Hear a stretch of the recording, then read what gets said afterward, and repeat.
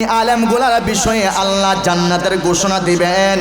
কিছু কিছু আলেম আছে, আলেম নামের জালেম আছে না নাই?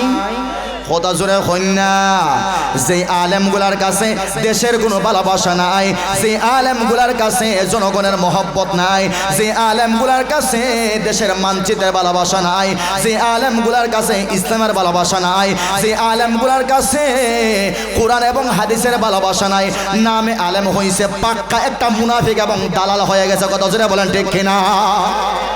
এই আলেমদের ব্যাপারে আমার আল্লাহ কিয়ামতের মাঠে আল্লাহ বলবেন, ওরে বান্দা, আমি আল্লাহ তোকে ধর্মের ইলম দিয়েছিলাম, কোরআনের ইলম দিয়েছিলাম, শুধু টাকা কামানোর জন্য না, লক্ষ লক্ষ টাকা কামানোর জন্য না, এমপি হওয়ার জন্য না, মন্ত্রী হওয়ার জন্য না, টার্গেট করে কোনো কথা না।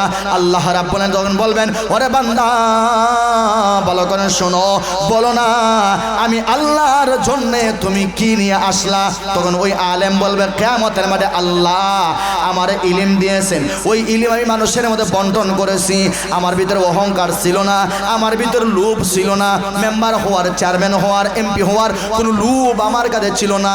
আল্লাহ তখন বলবেন, ওরে বান্দা ভালো করে শোনো, না না আমি আল্লাহ সব জানি এবং সব দেখি। জোরে বলেন ঠিক না?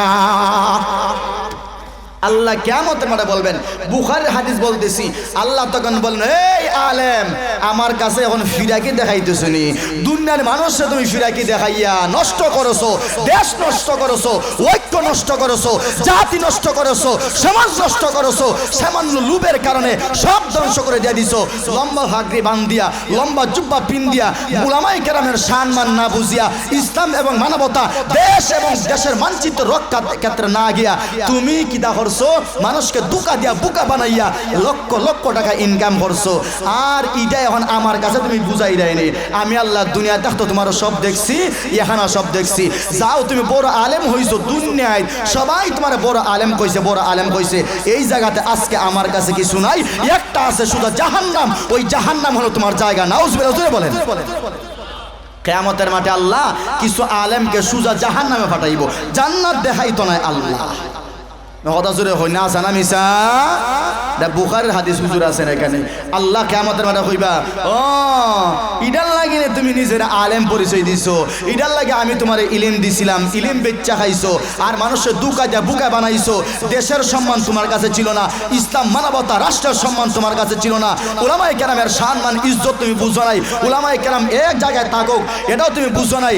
আজকে যাও ভাই সাহেব, তোমার আমি আল্লাহর কাছে তোমার লাগে কিচ্ছু নাই, আছে একটা জাহান্নাম। সুজা জাহান্নামে চইলা যাও, দেখবেন কিয়ামতের মাঠে আল্লাহ রাব্বুল আলামিন কিছু আলেমকে আবার বিনা হিসাবে জাহান্নামে পৌঁছাই দিবেন। নাউজুবিল্লাহ জোরে বলেন। কিন্তু আজকে আমরা এই সম্পদ নিতে চাই না। উলামায়ে কেরামের জবান থেকে নবীর যে বাণীগুলা উলামায়ে কেরাম বলে, এগুলো আমরা নিতে চাই না। নাচ গানের নায়িকা কি বলল, নাচনেওয়ালি কি বলল, ফুটবল খেলার কি বলল, এরপর হাউজি বাম্পারে কি বলল, উরুসে কে কি বলল, এগুলো আমরা নিতে আমাদের বড় পছন্দ হয়। আমরা নবীগণের কথা আমরা নিতে চাই না। যুব সমাজ আজকে অধপতনের দিকে যাইতেছে। যুব সমাজ 100-এর মধ্যে প্রায় 95% যুব সমাজ আজকে ধ্বংসের দিকে। কথা জোরে হয় না কেন? আজকে ধ্বংসের দিকে। যুব সমাজকে ধ্বংস করতেছে নাচ গান, যুব সমাজকে ধ্বংস করতেছে এই অপসংস্কৃতি, যুব সমাজকে ধ্বংস করতেছে ফুটবল খেলায়, যুব সমাজকে ধ্বংস করতেছে ক্রিকেট খেলায়, যুব সমাজকে ধ্বংস করতেছে উরুস নামক অপবিত্র স্থানে। কথা জোরে বলেন ঠিক না বেটে?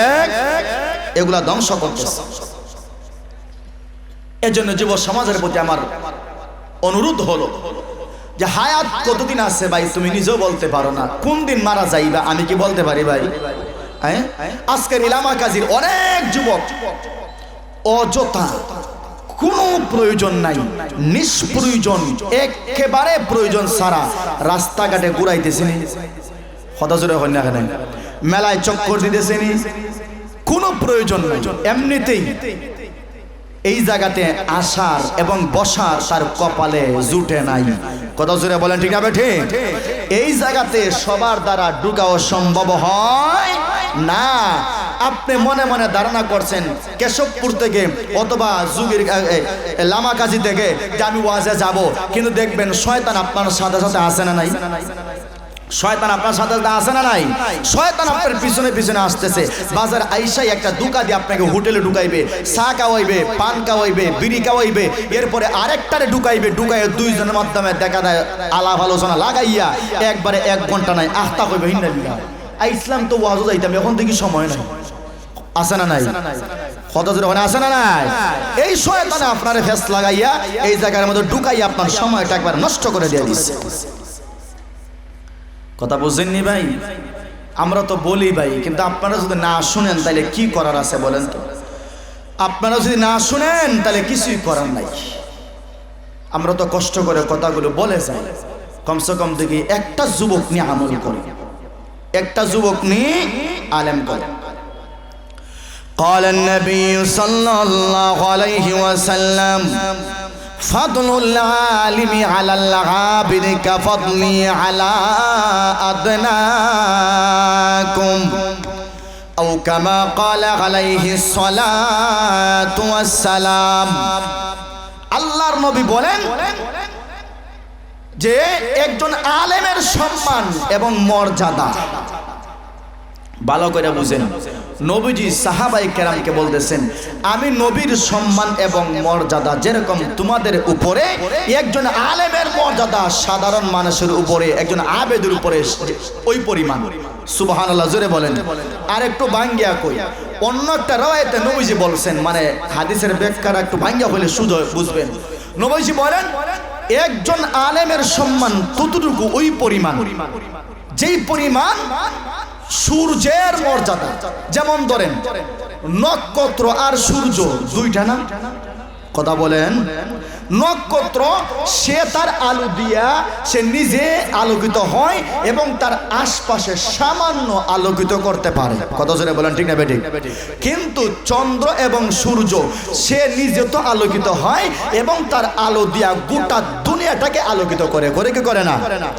নবীজি বলেন একজন আলেম হলো সূর্যের মতো, সে নিজে তো আলোকিত হয় এবং তার জ্ঞান এবং ইলম দ্বারা গোটা এলাকা এবং গোটা দুনিয়াটা সে আলোকিত করতে পারে। সুবহানাল্লাহ।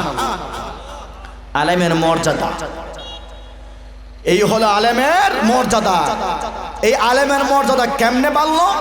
সে দ্বীনি ইলম শিক্ষা করছে। সুবহানাল্লাহ, হইতে না?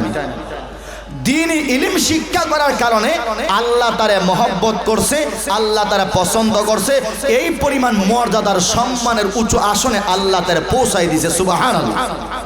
কিন্তু এই আলেম যদি ধর্মীয় জ্ঞান শিক্ষা না করত, এই পরিমাণ সম্মানের আসনে সে কি যাইতে পারতো? কথা জোরে হয় না? সাধারণ উদাহরণ দেই, আমারে দেয়া, আমার আপনারা দাওয়াত দিছেন, এত বড় আলিশান চেয়ারে আমি বইছি, কি কারণে বইছি? কোরআনের কিছু ইলিম আল্লাহ আমারে শিক্ষা দিয়েছেন, এই কারণে তুই এত মর্যাদা। কথা জোরে হয় না? যদি আজকে আমি কোরআনের ইলিম শিক্ষা না করতাম, আর না হয় আমি সিএনজি ড্রাইভারি করতাম, না হয় মোটরের ড্রাইভারি করতাম, না হয় বাসের ড্রাইভারি করতাম, না হয় ব্যবসা করতাম, যে কোনো একটা হইতো। সিএনজি ড্রাইভারি করার পরে এই জায়গায় বইতে পারবো না। কথা জোরে হয় না? টাকার ড্রাইভারি হলে এই জায়গায় বইতে পারবো না, বাসের ড্রাইভারি হলে এই জায়গায় বইতে পারবো। যত বেড়ে ব্যবসায়ী হয়, কুড়িপতি ব্যবসায়ী এই জায়গায় বসতে পারবে? জিন্দিগিতে সম্ভব না। কিন্তু এই সম্মান আল্লাহ কেন দিলেন? সে কোরআনের ইলম শিক্ষা করছে এবং হাদিসের ইলম শিক্ষা করছে। সুবহানাল্লাহ, হইবাই না একবার? এই কারণে আল্লাহ এতটুকু সম্মান উলামায়ে কেরামকে দিয়েছেন। সুবহানাল্লাহ। ভাই, ধর্মীয় ইলম শিক্ষা করা একমাত্র আল্লাহর কাছে। আল্লাহ যারে পছন্দ করবে সেই ধর্মীয় জ্ঞান শিক্ষা করতে পারবে। এবার আসেন, অনেক আছে দেখবাই আমরা আলেম হইছি, আলেম হইলেই যে এই জায়গাতে বৈশা ওয়াজ করলেই যে আমরা জান্নাতে যাইমু, এটার কোনো কথা আছে? কথা জোরে, এটার কোনো কথা আছে? আমার ভাইয়েরা, আল্লাহর পয়গম্বর হাদিসে কুদসির মধ্যে বলেন, ওই কিয়ামতের মাঠে যখন আল্লাহ কিয়ামতের ময়দান কায়েম করবেন, আল্লাহ রাব্বুল আলামিন আরশে আজিমের মধ্যে বসবেন, সিংহাসনে বসবেন, আলা কুরসি, নিজের কুরসির মধ্যে বসবেন। আল্লাহর পয়গম্বর বললেন, এ উম্মত ভালো করে শুনবা, ওই কিয়ামতের দিন আমার আল্লাহ জাতির উলামায়ে কেরামকে আল্লাহ ডাক দিবেন, এ উলামায়ে কেরাম তোমরা আসো, তোমরা আসো, আজকে জনসাধারণ কাতারে তোমাদেরকে আমি আল্লাহ দাঁড় করাইব না। সুবহানাল্লাহ। জনসাধারণের কাতারে আমি আল্লাহ তোমাদেরকে দাঁড়া করাইব না, তোমরা আমার দিকে চেয়ে আসো, আমার দিকে আসো। আল্লাহর পয়গম্বর বলেন মহান আল্লাহ ওই উলামায়ে কেরামকে লক্ষ্য করে একটা ভাষণ দিবেন, ওরে আলেম আমি আল্লাহ তোকে আমার কোরআনের ইলম দিয়েছে জাহান্নামে দেওয়ার জন্য না, আমার পয়গম্বরের হাদিসের জ্ঞান দিয়েছে জাহান্নামে ফেলানোর জন্য না। যা যা আজকে আমি আল্লাহ আমার ইজ্জতের কসম করে বললাম, আমার সম্মানের কসম করে বললাম, আমার মান ও ইজ্জতের কসম করে বললাম, আমি আল্লাহ আজকে তোমাদের আলেম সমাজকে বিনা হিসাবে জান্নাত দিয়ে দিলাম। আল্লাহ একটা ঘোষণা দিবেন, নবীজির হাদিসে আছে। কিন্তু রে ভাই